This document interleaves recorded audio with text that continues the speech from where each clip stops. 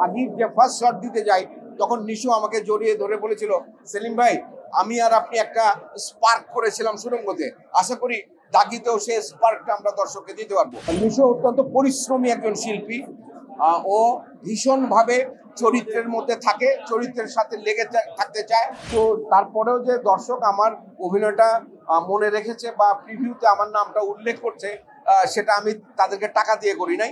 ওরা দুজন মিলে আমাকে জোর করে এরকম কিছু শব্দ বলিয়েছে। নিশো অত্যন্ত পরিশ্রমী একজন শিল্পী, ও ভীষণভাবে চরিত্রের মধ্যে থাকে, চরিত্রের সাথে লেগে থাকতে চায়। তার জন্য যত ধরনের স্যাক্রিফাইস সে করে, এবং যে মনোনিবেশ, যদি 1 মাস ব্যাপী শুটিং হয়, আমি ওকে দেখেছি 1 মাস ব্যাপী ও শুধুমাত্র এই ছবিটাতেই কনসেন্ট্রেট করেছিল।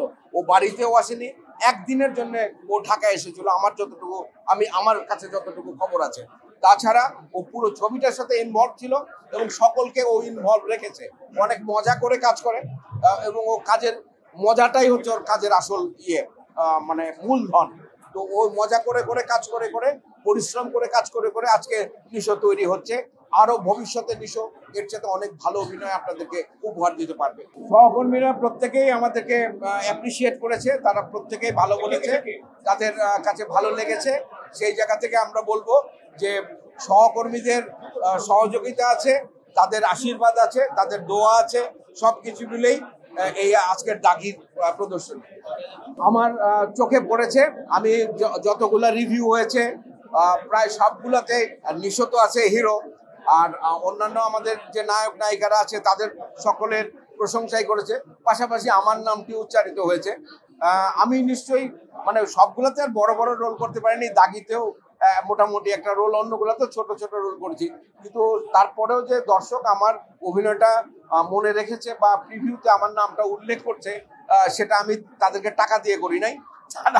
আমি এবং নিশো আমাদের দুজনের বাড়ি হচ্ছে টাঙ্গাইলে।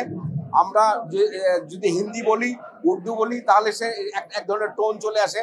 সেক্ষেত্রে সবচেয়ে বেশি সাহায্য আমাকে করেছে আমাদের এখানে একজন উর্দু ভাষী আছে, শিহাব শাহিন, আরেকজন উর্দু ভাষী ছিল মানে হিন্দি ভাষী আয়ুষের কথা আমাকে বলতেই হবে। হ্যাঁ, ওরা দুজন মিলে আমাকে জোর করে এরকম কিছু শব্দ বলিয়েছে। নিশো আমাদের একদম নিজের ছেলে, যে কথাটা বলি আমরা নাটকে ওকে দেখেছি, আমাদের চোখের সামনে ও বেড়ে উঠেছে। আমি ওর সঙ্গে, ও 2টো সিনেমা করেছে, সৌভাগ্যক্রমে 2টো সিনেমাতে আমি ওর কোয়ার্টার ছিলাম। সুড়ঙ্গতে আমাদের মধ্যে এক ধরনের একটা বন্ডিং তৈরি হয়েছিল ওই ছবিটার মাধ্যমে। পরবর্তী যে ছবি আমরা করি, এই ছবি দাগির যে ফার্স্ট শট দিতে যাই তখন নিশো আমাকে জড়িয়ে ধরে বলেছিল, সেলিম ভাই আমি আর আপনি একটা স্পার্ক করেছিলাম সুড়ঙ্গতে, আশা করি দাগিতেও সেই স্পার্কটা আমরা দর্শককে দিতে পারবো। তো আমরা চেষ্টা করেছি, এখন বাকিটা দর্শক বলবে যে কি হলো না হলো।